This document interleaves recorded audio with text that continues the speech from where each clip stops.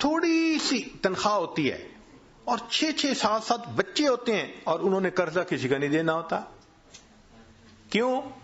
کہ کبھی ڈاکٹر کے پاس جانے کی ضرورت ہی نہیں. اور کئی لوگ ایسے ہیں کہ ماشاء اللہ ہیں بھی کروڑوں پتی اور اگر پوچھیں تو قرضے بھی کروڑوں کے ہیں.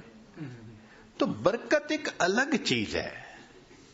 ہمیں ایک مرتبہ رشیا کی ایک ریاست میں جانے کا موقع ملا تو صاحب خانہ نے بکری ذبح کی اور اس کو انہوں نے بھون کے سامنے رکھ دیا.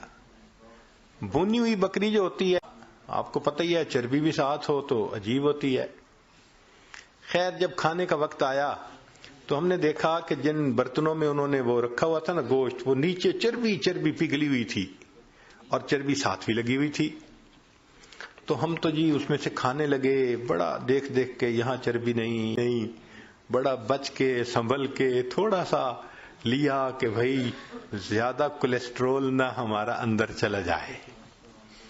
ہمارے پاس ایک وہاں کے مقامی بڑے میاں آ کر بیٹھ گئے اور اللہ کی شان کہ انہوں نے آ کے کھانی ہی چربی شروع کر دی.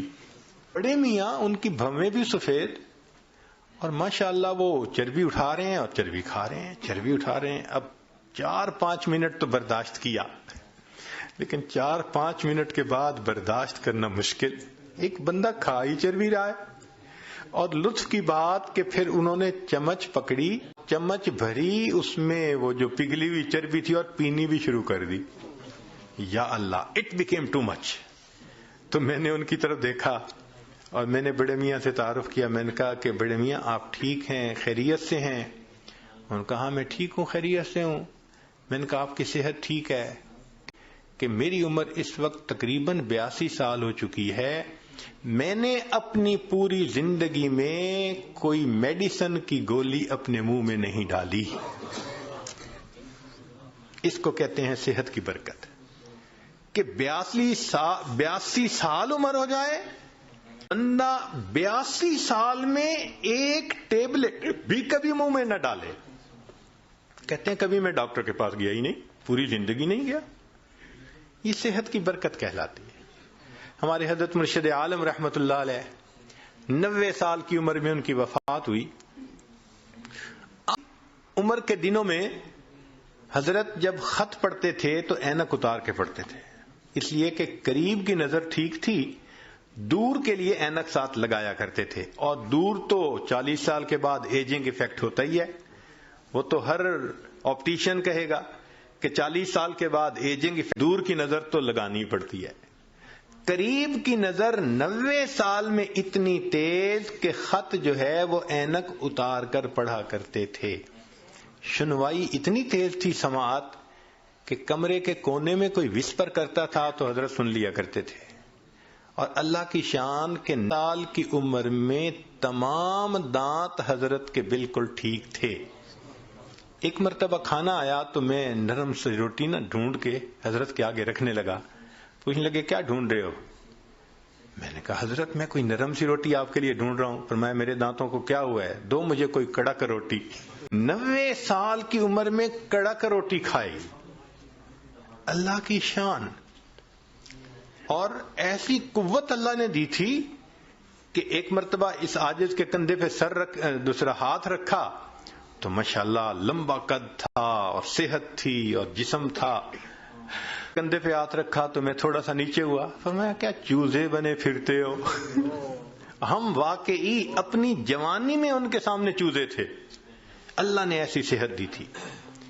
اچھا آخری عمر میں شوگر کی بیماری ہو گئی تھی. اب آپ کو پتہ ہے کہ جو شوگر کا مریض ہوتا ہے اس کو تو ہر 2-4 یورینیشن کی ضرورت پڑتی ہے، لیکن نہیں.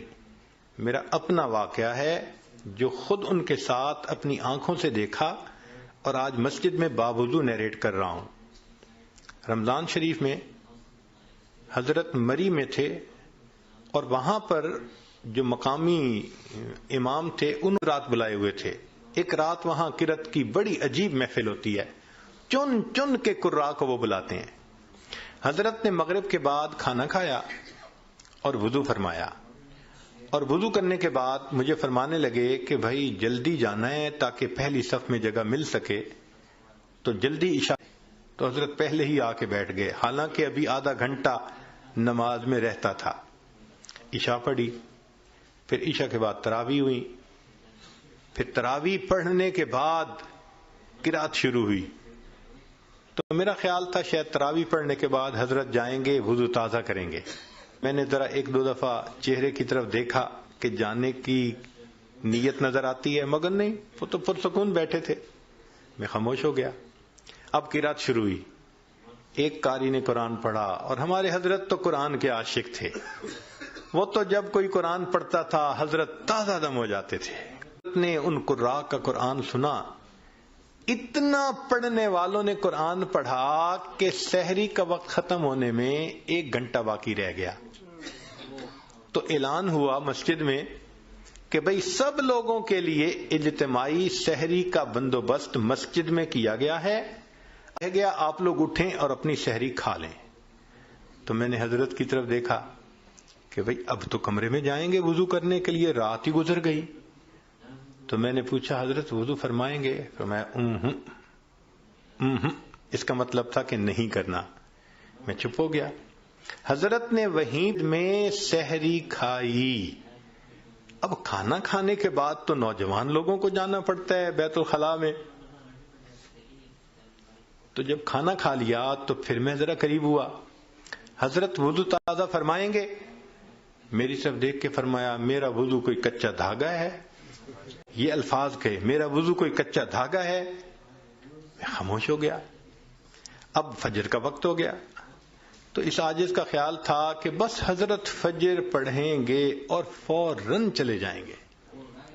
حضرت نے فجر کا سلام پھیرا اور ممبر کے اوپر آ کر بیٹھ گئے اور کہا حضرات کو کہ ساری رات تم نے مجھے قرآن سنایا ہے، اب میں تمہیں قرآن سناؤں گا۔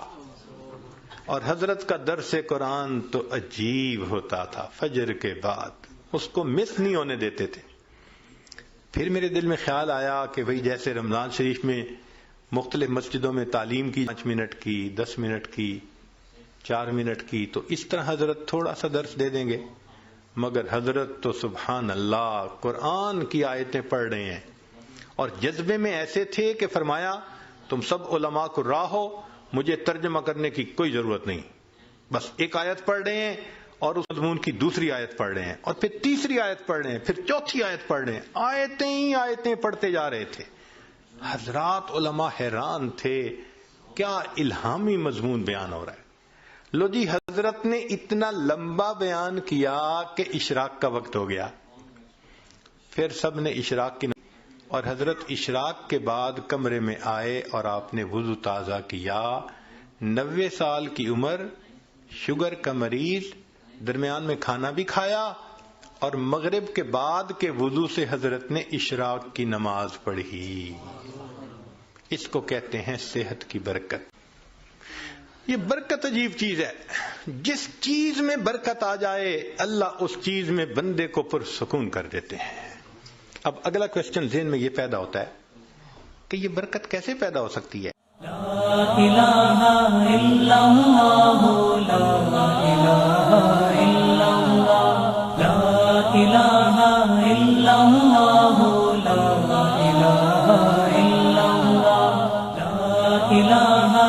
الا اللہ، لا الہ الا اللہ، لا الہ الا اللہ، لا الہ